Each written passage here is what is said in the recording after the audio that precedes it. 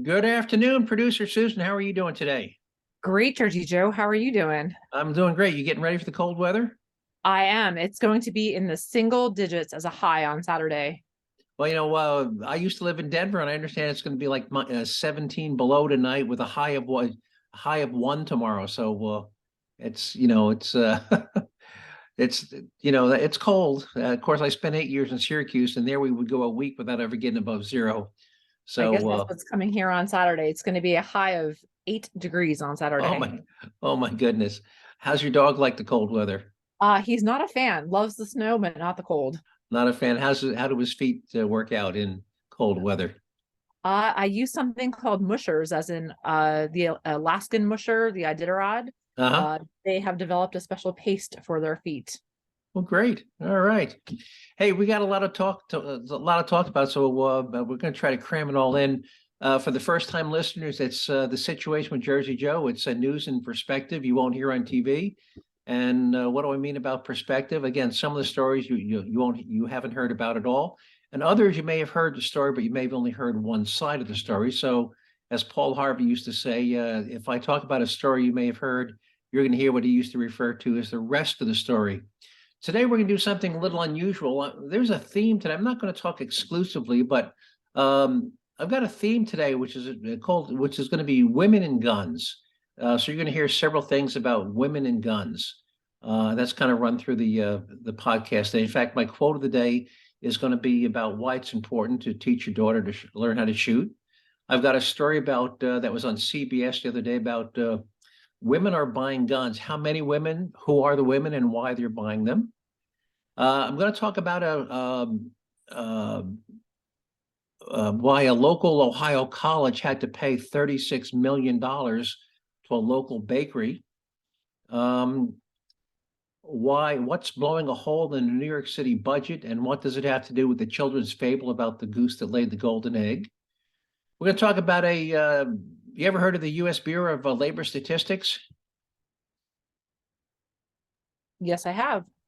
Well, we're going to talk about why they overstated the number of jobs that Biden created in the second quarter by a tiny bit. I think it was a mere 10,000% more than they actually created. So we're going to talk about that 10,000% overstatement and why you never heard about the correction. And we're going to do at least one taxpayer relief shot today about a woman from Katy, Texas, where a woman confronts two armed intruders, including shooting and killing one of them. And if time permits, we may even play a second one about a woman. The second one is very, very dramatic, and it shows the trauma this woman goes through as she gets ready to. She's on the phone with 911, and we have real-time audio of her on the phone with the 911 operator when she makes the decision to shoot the intruder. And what's the other thing that's interesting? She's on the phone with the 911 for a long time. The operator says, "The police are on the way. The police are on the way." Well, the old saying, when seconds count, the police are minutes away. That's exactly what happened here. She saw the guy trying to get in the home. He's banging on the door. She calls 911, and okay, we're sending the police. But before the police can get there, the man's in the house. So you think we can fill up 30 minutes or so with that? You always manage to amaze me. All right. My quote of the day is anonymous. And it's here's the quote of the day. Teach your daughter to shoot because a restraining order is just a piece of paper. Producer Sue, did your father ever teach you how to shoot? Yes, he did. What do you think of that quote? I think it's very true. Right. And my first story is gonna be about women buying guns. And why they're buying them and why it's so important. According to the CBS report, so far, there have been 28 million background checks for gun purchases. Can you imagine that? That's as of December 15th, I think. So we're going to hit about 30 million guns this year. Women now account for 40% of all gun purchases. And here's two interesting statistics. 33% of first-time gun buyers, women now account for a third of first-time gun buyers. And of those, Black women now account for 28% of those first-time gun purchases by women. And why is that relevant? Well, unfortunately, if you look at the FBI Uniform Crime Report for 2020, 3,573 women were murdered that year. And shockingly, 40% of those female victims, 1,440, were Black women who, and now Black women represent just 12.5% of the female population of the country, but they represented 40% of the female victims. And most frequently, their killer is a current or ex-boyfriend or spouse. Spousal abuse, boyfriend abuse. Were you aware of those statistics, or at least the trend towards those statistics? No, they're pretty astonishing. If you Google the exact term, and you know how to do an exact term, you put quotes around the word about the term. If you Google the exact term "woman killed by ex-boyfriend" and set your time filter for this past month, how many hits do you think you would get? I'm gonna think it's probably pretty high, unfortunately. You're right. You will get, if you just do "woman killed by ex-boyfriend," you'll get 307 hits just for the previous 30 days. If you change ex-boyfriend to ex-husband, you get another 52 hits. And again, this is just the last 30 days. And if you leave the time filter set for this past month and drop the word ex in front of husband, you get another 1,020 hits. And if you drop the word ex in front of boyfriend, you get 79 hits. Wow. For total number of stories about women being murdered by current or ex-boyfriends or current or ex-husbands in excess of 1,400 in just the past 30 days. Now, that's not saying 1,400 women were murdered in the past 30 days, because obviously when that happens, the story gets picked up and repeated over and over. But again, if we look at the 1,440 women, the 3,573 women murdered in 2020, divide by 365, that's roughly 10 women a day are murdered, predominantly by ex-husbands, ex-boyfriends. 10 a day. That's, excuse me, yes, 10 a day. 10 a day, which is 70 every week, which is 300 a month. Shocking. Wow. And I can't tell you how many times when I go through these taxpayer relief shots, it's an ex-boyfriend or irate ex-husband, trying to come through the door. I did one a couple of weeks ago where the ex-boyfriend, the woman had moved in with her parents to get away from the boyfriend, and the ex-boyfriend came armed, broke down the father's front door, and the father shot the guy in his, as he came through the front door. But again, it's an ex-boyfriend. So that's why it's important, at least in my opinion. It sounds like you agree with me that single women, or even married women for that matter, know how to shoot a gun and be prepared to use it. It's either that or be a victim. Any thoughts? Yeah, I agree. When you call 911, think about how long. I mean, when you hear that glass break, the person's already entering your house. By the time you call 911, you got to figure they're 2-3 at the best minutes out, probably closer to 5 to 10 minutes out. Well, actually, it's worse than, I haven't checked it in where I currently live now, but when I lived in Denver or near Denver, the highest, they had all these like the number one highest priority, like robbery in progress or assault in progress. It was 14-minute response time. That was their average response time for 14 minutes. Now, I lived out in the country.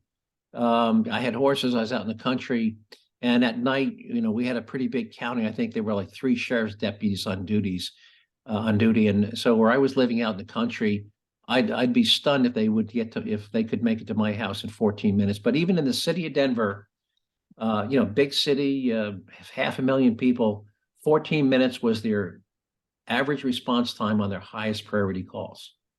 I'd say probably most places, it's probably 5 to 10 minutes.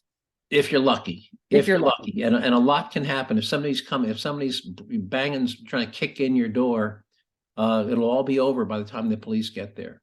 Anyway, and we may play that one if we have time. We may play 2 today. We'll do the normal taxpayer relief shot, and then we'll do a booster shot. All right.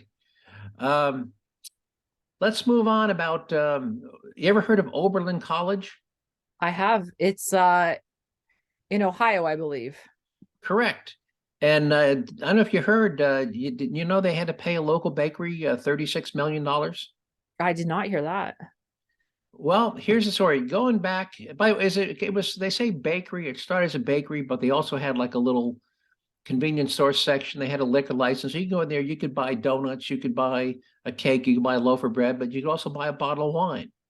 Well, back in 2016, um, uh, a student came in with a couple of friends and tried to buy a bottle of wine and showed the clerk, and it was a family run business. The clerk was the son of the owner, showed the clerk a fake ID, and the owner's son working the register refused to sell him the bottle of wine. Well, then he saw the guy put two bottles of wine under his jacket, or one of the other guys put two bottles of wine under his jacket and try to walk out the store with the stolen wine. Well, the son ran outside, and as the three of them are walking down the street, tackled the guy with the wine under his shirt. Anyway, the two bystander friends, also Oberlin students, intervened and attacked the owner. The police arrested the three students, who later pled guilty to misdemeanor charges. The day after the incident, Oberlin students announced plans to protest the bakery, believing that the three students had been subjected to, quote, racial profiling. A flyer was circulated asserting that the Gibson Bakery was, quote, a racist establishment with a long record of racial profiling and discrimination, and accused Gibson of profiling and assaulting this guy who stole the wine.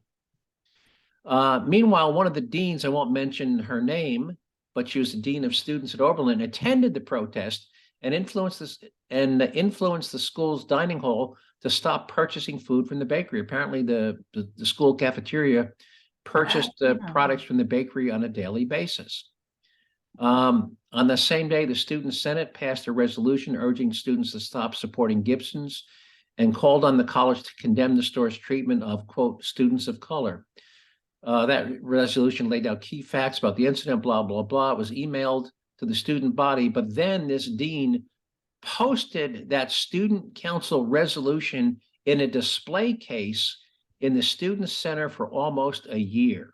So clearly, the dean of students was advocating and promoting and siding with this. And again, they were saying, we're not going to buy your products. We're going to showcase this resolution claiming you're racist. Anyway, the Gibson family sued Oberlin for libel and intentional infliction of emotional distress, and sued the dean of students personally for the intentional interference with a business relationship. In other words, it was her act to convince the what's in the student cafeteria. What would he call the part of the organization that buys food? Food services. Food services, to stop buying their products, and alleging the student protests and the flyer, and the dean of students also handed out she didn't prepare the flyers, but she also handed out some of these flyers claiming that the bakery was racist. Anyway, the Gibsons alleged that the student protests and the flyer were false and defamatory, and it caused them significant harm, all of which the court found to be true. Well, the court sided with Aladdin, the court sided with the Oberlins. And that was a couple of years ago. And then they appealed and they got it reduced from 50 million down to 25 million. But because they appealed and delayed, with interest and attorney's fees, because what the judgment also included interest from the time of the judgment plus their attorney's fees. And every time they appealed this thing, get the Gibson Bakery attorneys, of course, the meter on their attorney's fees got bigger and bigger. So the bill finally got to $36.6 million. And last week, Oberlin College paid up. Of course, the attorneys got a third, but that was a case of where the college stuck its nose in something they shouldn't have gotten involved in. They without justification sided with the students. They without evidence to support it, they supported the students' claim that the bakery was racist, and they paid the price. I know you get involved in some of the stuff going on at Penn State. Any thoughts on how Oberlin College handled that situation?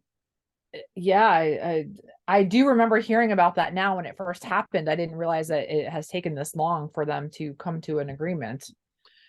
Well, it was for they never came to an agreement. The appeals court finally told Oberlin College, um, stop, you lose, pay up. So by their delay in appeals and whatnot, they could have paid, they could have paid back in 2018, they could have paid the 25 million. Their 5 years worth of delay and additional court costs drove it up to 36.6 million. So that's the price you pay for fighting something. Um, they should have quit while they were behind and just paid the 25 million, because it now costs them an extra $11.6 million by their delay. Anyway, so that's what happened with, that's why Oberlin College paid a little family-run bakery $36 million. So be a lesson to you. Don't be so quick to judge, and be careful what you say about other people, because if you can't prove it, you're going to get sued and you're going to lose. All right. Ever heard about the tale about the goose that laid the golden egg? Nursery rhyme. Right, and it's about the people getting greedy, right? Mm-hmm. I better take a sip before I start this one. It gets a little long here, so. All right, well, New York City, by the way, yeah, so let's talk about New York City, which is now facing a huge budget gap because people have been fleeing the city. Shocking. Uh, and by the way, New York City, or Manhattan in particular, lost 7% of its population last year. Now, in terms of the demographic, what demographic, what do you think the typical demographic of the person leaving New York City is? Do you think it's a middle income or lower income I person? want to say it's middle to upper income, educated, working, family looking to flee some of the crime that's been going on. Crime, and let's talk about taxes. Any idea if you work on Wall Street and you make more than $1 million a year, which by the way is not that uncommon, what do you think your combined New York State and New York City tax rate is? Uh, is it like is it close to 30%? No, that's, well, if you add in federal taxes, but the city and Oh, state alone is I have no idea what the city and state tax is in New York, but I know it's high. 14%. So if you had 14% on top of a top federal tax rate of 37, you are talking about a 51% total tax rate, because right now if you're do itemized deductions, your itemized deductions for state and local taxes are capped at only $10,000. So if you're a Wall Street guy or a big executive, you're a CEO of a big corporation, and you're making 5 million, 10 million a year, you can only deduct $10,000 of your state and local taxes. Anyway, in New York, in Manhattan in particular, that's different if you talk about the Queens and the Bronx. You got some middle income families and row homes, but in the island of Manhattan, you either live in a if you own, you either live in an apartment where the rent is 20,000 a month, or you live in a little condo that costs you $3 million, or you live in Harlem. There is no. Although Harlem is up and coming. I have some friends that live in Harlem and they're living a pretty good life. Well, good. I'm glad to hear it. And I think where this is coming from, the Harlem becoming an up and coming neighborhood, is when the Clintons moved in. Really? Yes. I'll be darned.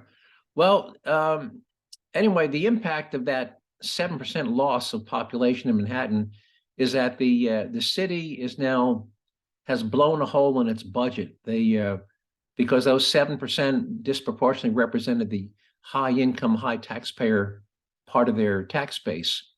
So Mayor Adams, who's a Democrat, has come up. He's saying, where was Mayor Adams' quote? He said,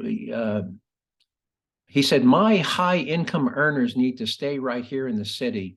In a separate interview with the Bloomberg channel, State Controller Thomas DiNapoli warned that New York was reaching, quote, a tipping point where we make it economically unsustainable for enough of those folks to stay here. And when he talks about those folks, he's talking the high income folks. And again, it is, you've got thousands of people who work in Manhattan make over $1 million a year. So that's not a That's not unusual to have thousands of people making over $1 million a year. And here's the other thing that happens. As you drive out people, I think last time I looked, New York City had a office building occupancy rate that was only about 60%. And the price of an office building is determined by the cash flow. So if you have an office building that's half empty, the market value of that office building is not determined by what it costs to build or the ground it's sitting on. It's the market value is what does it generate in revenue? Well, the market value of these half-empty office buildings is plummeting. And when the value of the real estate plummets, and the same thing with a condo apartment, if you had a condo apartment you paid $12 million for, and then you put it in the market to move out, and the new buyer only paid $5 million, well, guess what? That $5 million purchase price becomes the new cost basis for property taxes. So not only are they losing high income tax revenue, they're suffering with a loss of real estate property taxes as well. So now you've got both the mayor and the state controller are saying that we're approaching a tipping point where it's become economically unsustainable for enough high income folks to stay here. And the coup de grace came from newly elected Governor Kathy Hochul on Thursday, vowed no new tax hikes or budget cuts. They finally come to the realization, and here's a phrase I learned. It's called capital mobility, meaning that money is fungible and it can move. And I think we talked a couple of weeks ago about more than 6,000 millionaires and billionaires renounced their citizenship and left the United States. Yep.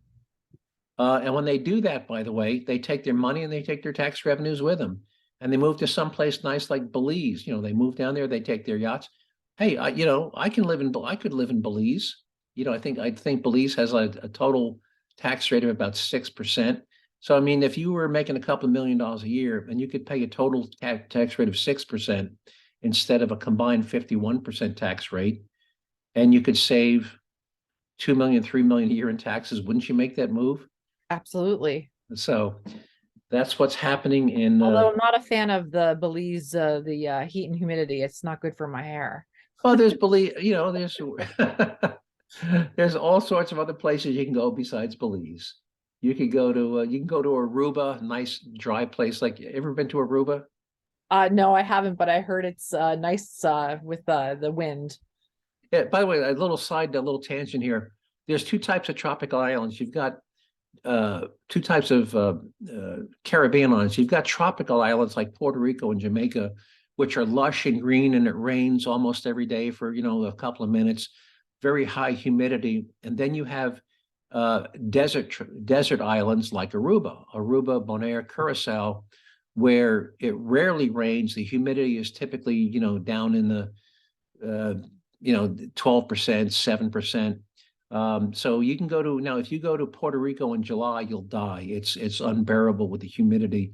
You go to Aruba in July, it'll be 105, but there's a breeze blowing, almost no humidity. So if you weren't aware of that, Caribbean islands come in two flavors, desert and tropical. So if you're thinking about taking a Caribbean vacation, keep that in mind. If you want to go in January, well, then maybe one of the more tropical, humid islands is where you'd want to go, but I wouldn't go to Puerto Rico or Jamaica in July or August, because you'll just melt. All right. So let's move on to how much time we got. You have about 10 minutes. All right. So we might be able to squeeze. So we talked about women and guns. We talked about Oberlin College.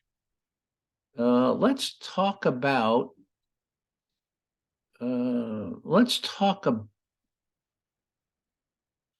the job creation statistic. So here's a question: if I overstate something, if I said, well, it was the number was 100 and the actual number was 50, by what percentage did I overstate that? 50%. No, it's 100%, right? Oh, you doubled it. Yeah. Yeah, I doubled, right. So if I double something, I overstate it by 100%. If I triple it, if I said something was 150 and the actual number was only 50, I overstated it by 300%, right? Yep. 150 is 300%, Mhm. right?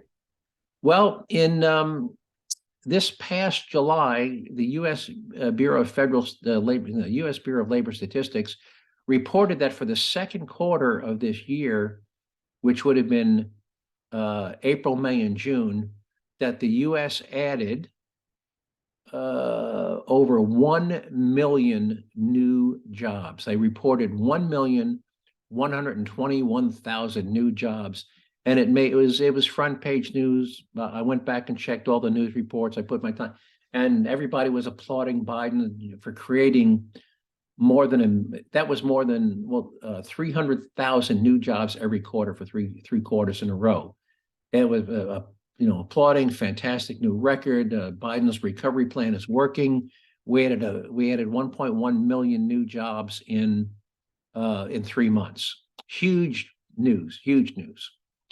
Well, last week, the Philadelphia Federal Reserve, using a more comprehensive data from the Bureau of Labor Statistics quarterly census of employment and wages, which is based on sampling 11 million businesses, compared to only the 600. By the way, the monthly numbers, they only survey 670,000 businesses.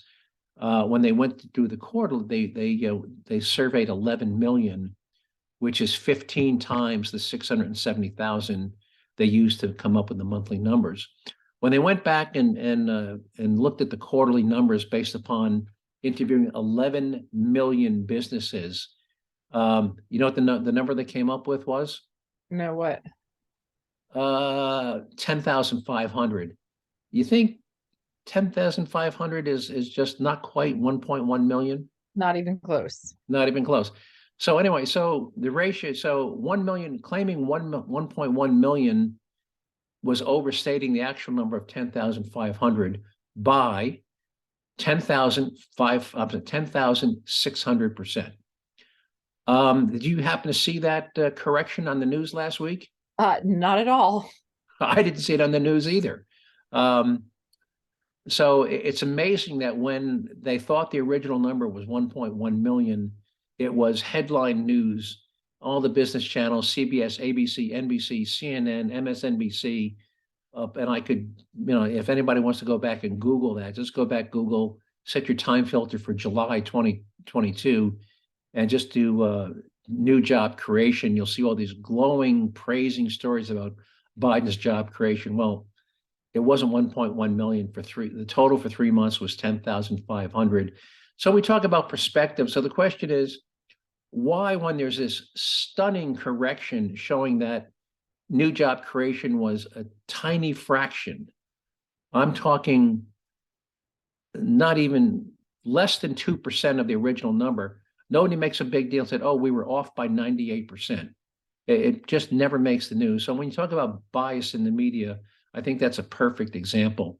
So I think there's a deeper question, and I don't know what the word for it, what the media calls this, though. So there's a difference between job creation and actual filled jobs.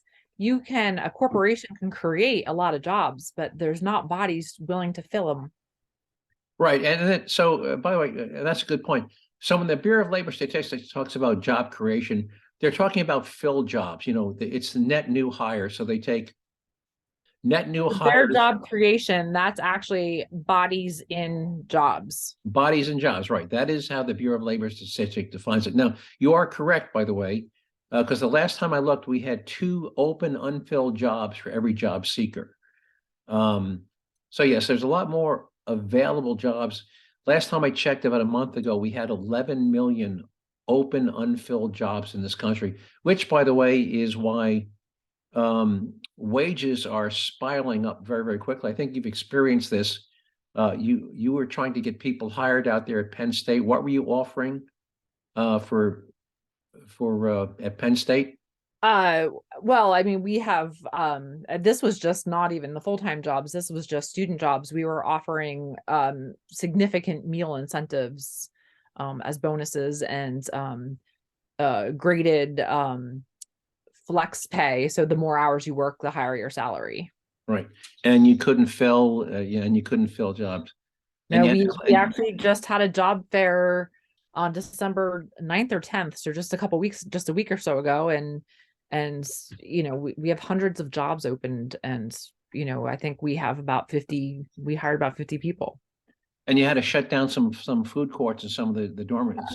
Last academic year. Yeah. Unfortunately, we had to shut down some of the less popular eateries just to disperse the staff that were there to service the students that were on campus. Right, because you couldn't staff them. All right. Hey, we're going to move on to taxpayer leave shots. We're running out of time. Sorry to cut you off like that. But anyway, taxpayer leave shot. This is where a good guy or a good woman with a gun shoots a thug. And when they shoot the thug, the taxpayers don't wind up having to foot the bill for a court-appointed attorney. And if he goes to jail, that's $80,000 a year to keep him in prison. So 10 years in jail is $800,000. And I'll let the sheriff of Santa Rosa County, Florida, explain to you what he thinks the taxpayer leave shot is. Here we go. Hang on. Somebody's breaking in your house, you're more than welcome to shoot them in Santa Rosa County. We prefer that you do, actually. Hopefully, you'll save taxpayers money. And that was the sheriff of Santa Rosa County. How about we go to Sheriff Grady Judge, who's also a sheriff. Suggest that if a looter breaks into your home, comes into your home while you're there to steal stuff, that you take your gun and you shoot him. You shoot him so that he looks like grated cheese. All right, so those are two different sheriffs of two different Florida counties. And again, they're saying, hey, yeah, we actually prefer you shoot these thugs because it's going to save us a bunch of money. I'm going to try to squeeze two taxpayer relief shots in. The first one is about a woman, 60-year-old woman. She's not a spring chicken. She's home alone. Two armed guys break into her house, and she winds up shooting them both. The second one, if we have time, is a much more emotional one. It's about a woman on the phone with 911. But let's do this first one. Here we go. For noon, This is usually a very safe neighborhood, completely very safe. neighbors watched investigators work a scene they never expected in the middle of the day. A neighbor had a burglar in the home and apparently shot him. Detectives say two men actually entered the home uninvited through an open garage door, surprising a 60-year-old woman inside. Both were armed with pistols. She confronted both suspects. That female then retrieved a handgun and fired several times at both subjects. One man collapsed and died in the woman's front yard. It is unclear if the other got shot. And what do we call it when the guy dies in the front yard? Dead right there. DRT, dead right there. Here we go. But he did get away and was last seen running out of the neighborhood. And have we ever had one where the buddy sticks around to try to, where the thug's buddy sticks around? No loyalty. No loyalty. I mean, you knew that was coming, right? I'm gonna actually back that up. The buddy was seen running away. I'm gonna actually back that up a little bit. Last seen running out of the neighborhood. You know what? In the state of Texas, you're going to get on somebody's property, you're going to get shot. That's just the way we are. That's just Texas. The woman told detectives she did not know either man who entered her home. It's too early to know if they picked the home at random, something neighbors say the pair no doubt quickly regretted. And at this hour, we're told that woman is fully cooperating with investigators who say it is too early to know if she will be charged with any crime. Mia? Too early to be charged with any crime. Can you imagine any prosecutor in his right mind trying to charge that woman with a crime? No. Was there ever a more clear-cut case of self-defense? Two guys armed with guns come into your house in the middle of the day. You just sometimes have to wonder what these people are thinking. Anyway, we have time to do another quick one. You have 5 minutes left. All right, good. This is going to be a very, very emotional one. You're going to hear this woman on the phone with 911. Here we go. My back door, he's trying to get in. He's hollering and yelling. Okay, and you have a gun? Yeah, yes, I do. I do not have it out. Okay. So I want you to stay on and I will use it. I want you to stay on the line with me. I will. He is banging on the door. I can hear him. He looks like an older man, but I don't know. I don't understand what's going on. He's getting close to the door. I'm gonna go ahead and get the gun out. It's a shotgun. It's hard. Can you understand what he's saying at all? What he's saying. I'm taking the safety off the gun, man. By the way, and this, I'm looking at a picture on the video. The house is, it's a rural house. You look, there's no neighbor within. I can't see another house, and maybe there's another house a quarter mile away. So this woman's by herself out in the country. He's acting crazy. Okay, do you have license you can go inside your house and lock yourself in a room? I've got a big shotgun. I'm not going into a funny bathroom.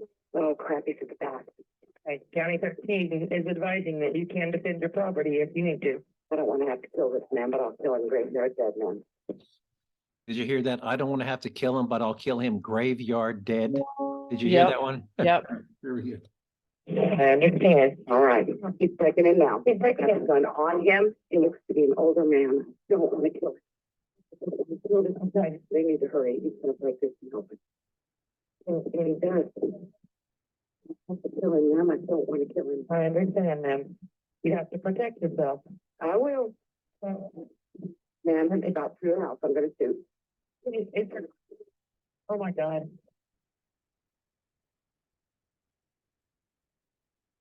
Ma'am, is your phone recording?